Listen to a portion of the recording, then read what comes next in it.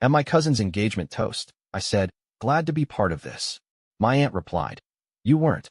We added you last minute." My sister said, "Try not to ruin it like always."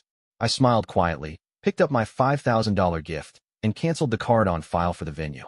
20 minutes later, the lights went out, the music stopped, and my phone exploded with 130 missed calls. "You weren't. We added you last minute."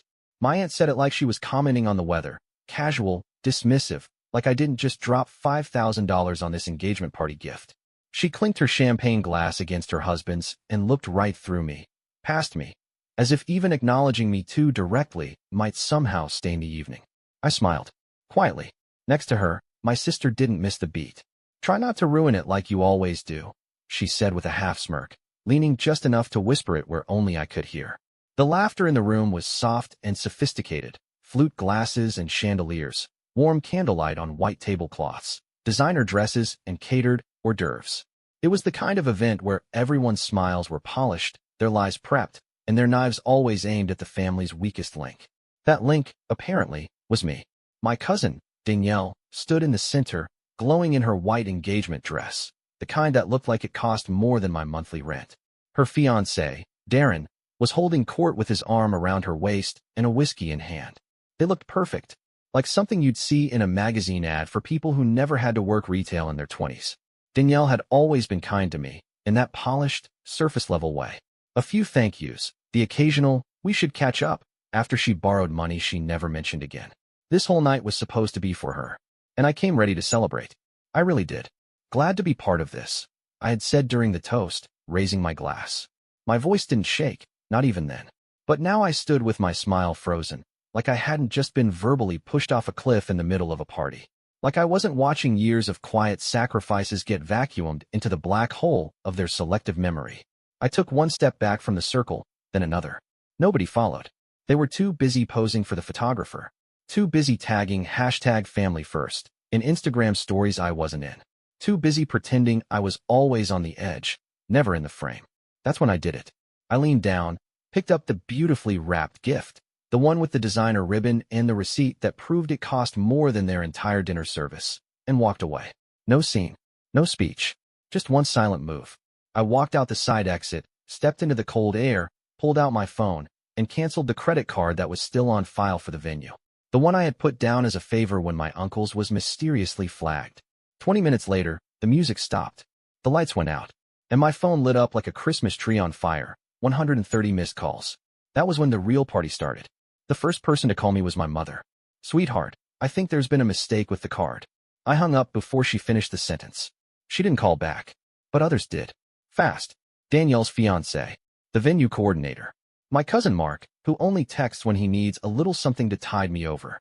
Even Uncle Theo, whose only real contribution to the party was making inappropriate jokes and sipping whiskey like it was a sport. The texts started off confused. Then they turned panicked. Then came the blame. "What is wrong with you? You're sabotaging someone's future. You've always been unstable." Oh, now I was unstable. Classic move. They forgot who paid for the venue in the first place. They forgot whose name was on the invoice. They forgot the exact way I had been woven into their events, not as family, but as function. And I had receipts. Literal ones. The venue emailed me an hour later. "Payment failed. Please provide a valid card or the event will be marked as canceled." I didn't reply. Instead, I opened my laptop. There, in a folder labeled Family Charade, were 5 years of bank transfers, Venmo screenshots, WhatsApp messages begging for help. From them. Always from them. $1,500 for Emma's dental work because insurance didn't cover it. $3,200 to Dad after a bad investment. $500 every month for the past year, straight to my aunt, just until her disability check clears. Even the ring Danielle was wearing? She bought it with a loan from me. I recognized the stone. No one ever paid me back. No one ever said thank you. But they always remembered to invite me to foot the bill. Never the pictures, never the speeches. And the worst part? I let them. I spent years playing the dutiful cousin, the invisible backbone of their flawless family facade. I helped plan parties, paid deposits, bought flights, booked venues, calmed fights. I even made the mistake of trusting Emma, my own sister, with access to my emergency credit card. That was a year ago. 2 months later, I found a $9,000 charge at a spa in Napa Valley. A girl's getaway for healing and reflection. When I confronted her, she cried. Said she was depressed. Said she needed it. Said if I took it away, I was a monster. So I let it slide. She's the same one who told me tonight, try not to ruin it like you always do. Funny. I never remember ruining anything, just paying for it. But that wasn't the final blow. That came the next morning. Someone had posted about me on Facebook. A group photo from the engagement party, Danielle, Darren, their smiling friends and beaming relatives, with a caption from Aunt Sandra. Thank you to everyone who helped make last night possible. True family shows up. No mention of me. No tag. But buried in the comments. Emma, good thing we handled everything ourselves. Can't rely on chaos. Mark, FR that guy just feeds off drama. And Sandra, last-minute guests always ruin the vibe. They were talking about me. No ambiguity. But they hadn't expected what came next. Because I'd been waiting. Gathering. Archiving. See, Emma once borrowed my laptop. Forgot to log out of her email. I didn't snoop. Not at first. But 2 weeks later, I got an alert that someone had tried to use my PayPal. Her name was in the autofill. So I checked. And what I found? A draft email. Never sent. Probably forgotten. Subject line, backup plan if he freaks out. Inside was a full breakdown of the party budget. Venue, $17,000. Paid by me. Cake, flowers, music, all contingent on my card. And this line at the bottom, written by my own sister. If he acts weird or tries to back out, we'll say he insisted on paying. Can frame it like a surprise. No one will blame us. The date? 3 weeks before the event. That was their insurance policy. In case I ever grew a spine. I did. And now I had proof. But I didn't post it. Not yet. I wanted them to feel safe. For now. Then I found the audio. Buried deep in a WhatsApp chat backup on an old phone I used to lend Emma, a recording labeled, "He's Losing It." I clicked play. It was my voice. Twisted, spliced. Saying things I never said. Yelling I never did. Chopped up phrases from years ago, stitched together to make it sound like I was unstable. I nearly dropped the phone. They were preparing for a narrative. A just-in-case version of me. The kind they could pull out like a fire extinguisher. Dangerous. Unhinged. A liability. So they could take my money, use my name, and still look like victims. This wasn't just betrayal. It was premeditated. That night, I sent an email. One line. No subject. You might want to talk to your daughter before the video goes public. I CC'd Aunt Sandra, Uncle Theo, and Danielle. Then I waited. 20 minutes later, 19 missed calls. I didn't answer. I was already editing the footage. The engagement brunch was rescheduled for the next Saturday. Same venue. New card. Different vibe. No one invited me. I invited myself. I didn't sneak in. I RSVP'd directly to the coordinator. Still had admin access. Still had a say. I walked in 15 minutes before the toast. Black blazer. Calm face. Flash drive in my pocket. One goal. They saw me and went still, like I was a ghost walking into my own funeral. Emma actually dropped her mimosa. And Sandra blinked twice like she was trying to delete me from the room with her mind. Danielle looked nervous. Darren looked confused. Perfect. The coordinator approached me, asked politely if I was here to drop something off. I smiled and said, no. I'm here to add something to the playlist. She hesitated, but nodded. 10 minutes later, right as Danielle raised her glass for the toast, the screen behind her flickered to life.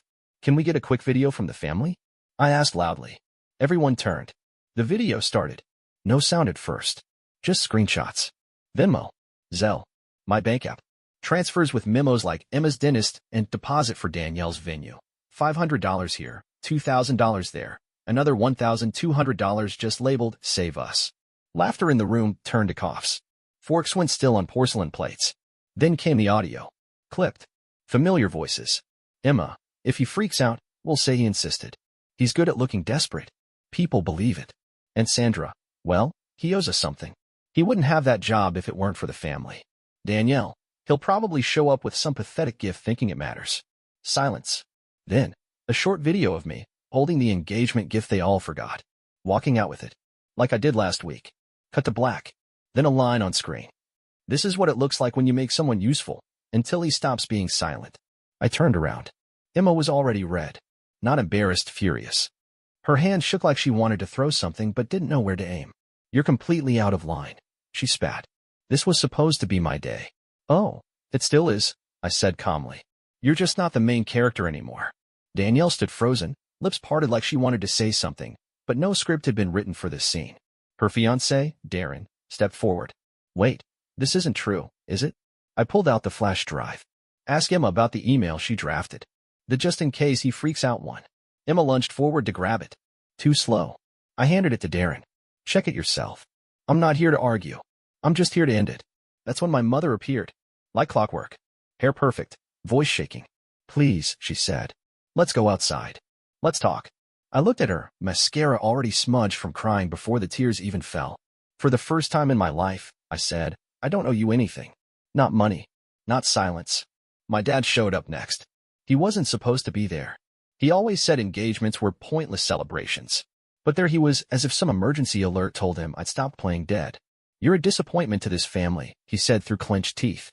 You humiliated your own family. I turned to face him fully. You humiliated me for years. I just pressed play. The room split, like a crack through glass. Some guests got up and left. Others stared, phones in hand. I knew at least one was filming. Good. Let them. Let the world see what happens when you corner the quiet one too many times. Danielle tried to salvage it. She stood up, raising her hands. Okay, maybe there were miscommunications, but this isn't the time. Is this yours? I asked, holding up the ring box I'd retrieved earlier. The $5,000 gift. Custom diamond. Bought from a guy I used to tutor in college. Still had the receipt. Danielle nodded hesitantly. I smiled, then snapped it shut and dropped it into my jacket pocket. You'll get it when I get back everything I gave this family. Which is never. So, enjoy the symbolism. Emma shrieked. You think you're the victim? You're just a bitter freeloader with a superiority issue.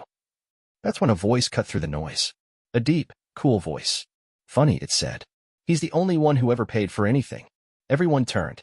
At the entrance stood a man in a dark suit. Emma's ex-Carter. Yeah, I called him. Turns out, I wasn't the only one she burned. He had his receipts, too. He stepped forward, handed me an envelope, and spoke just loud enough for the nearest dozen guests to hear. These are screenshots.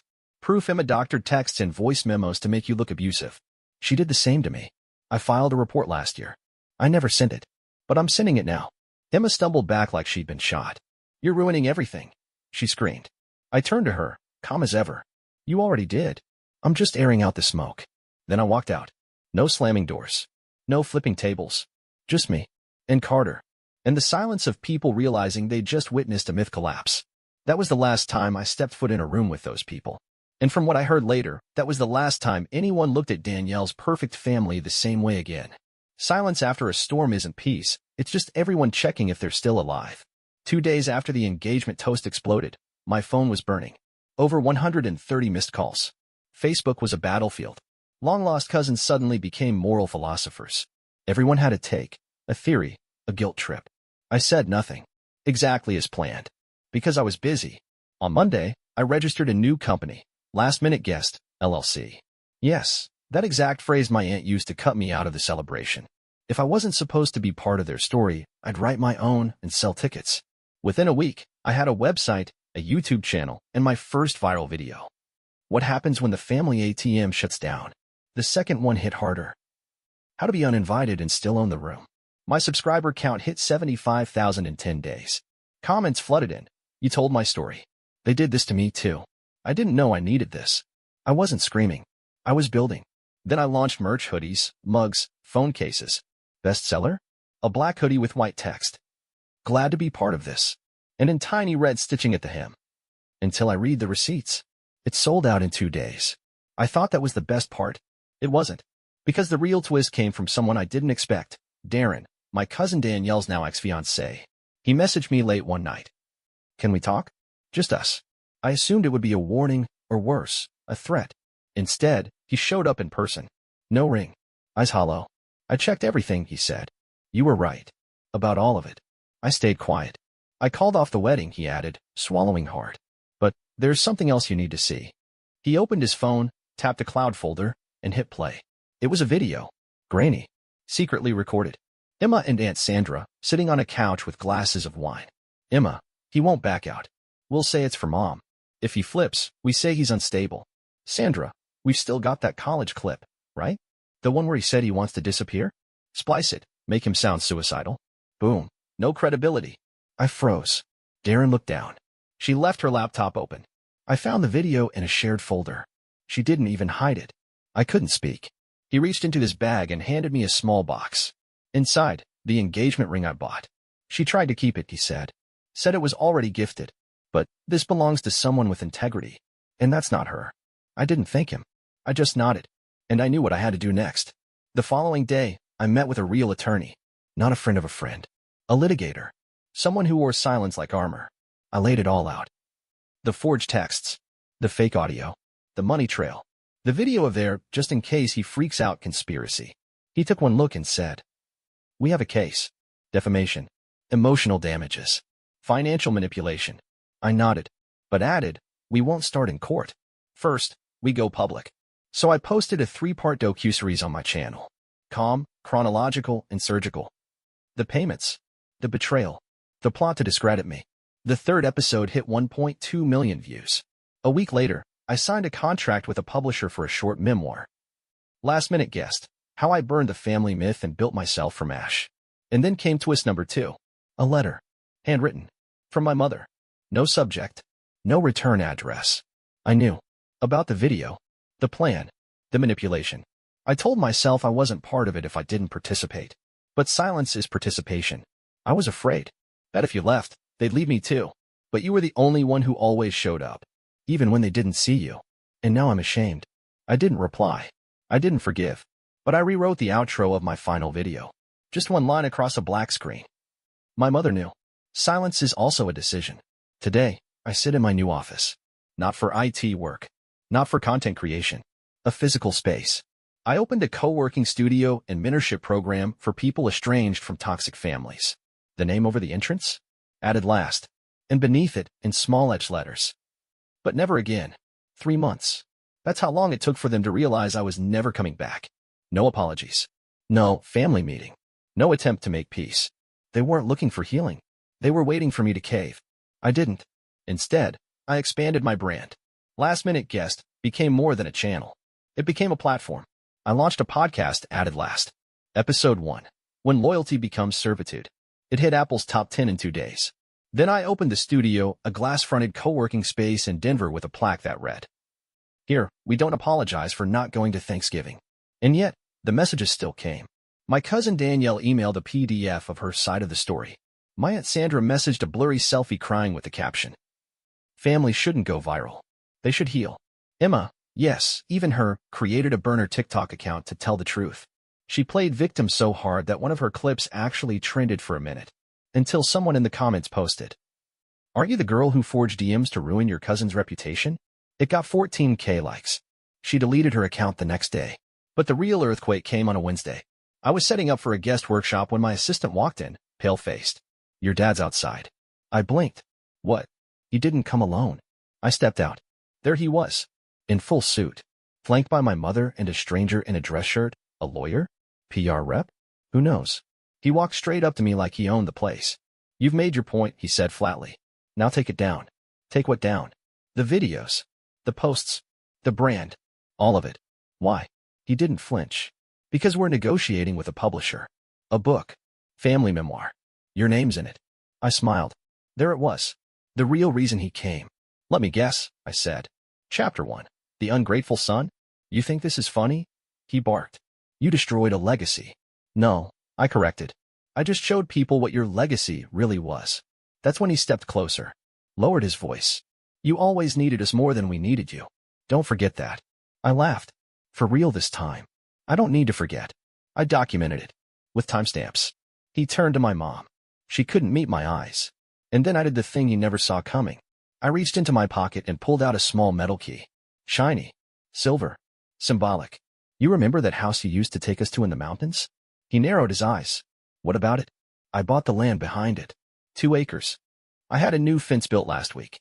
So, I said slowly, "The only access road to your property now runs through mine." Pause.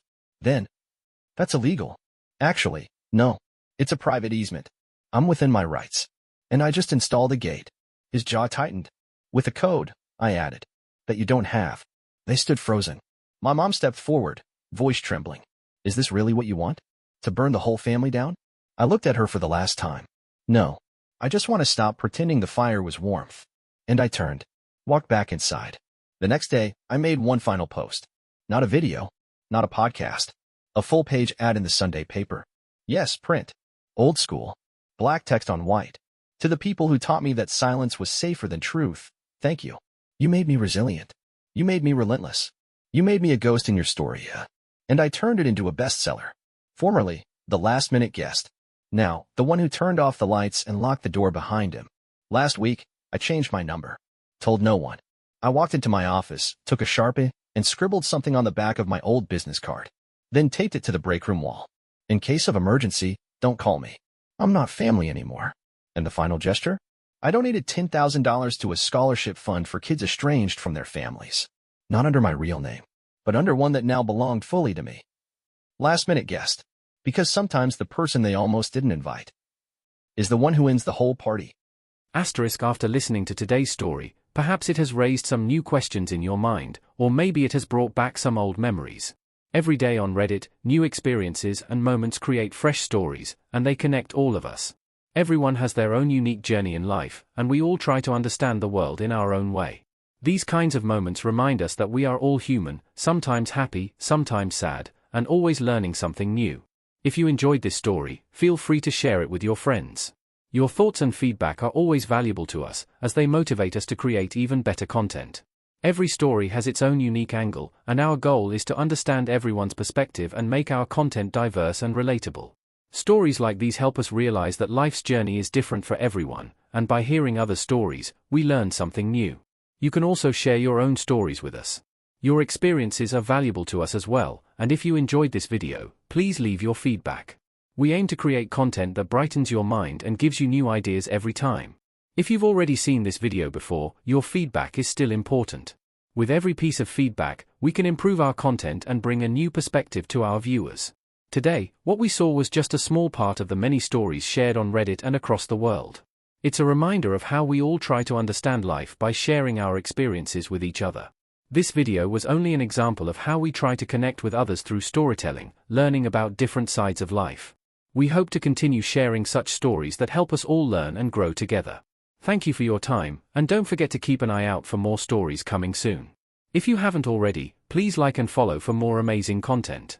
Your support keeps us going, and we will strive to bring you more thought-provoking and heartwarming stories. Until next time, take care and stay curious. Asterisk.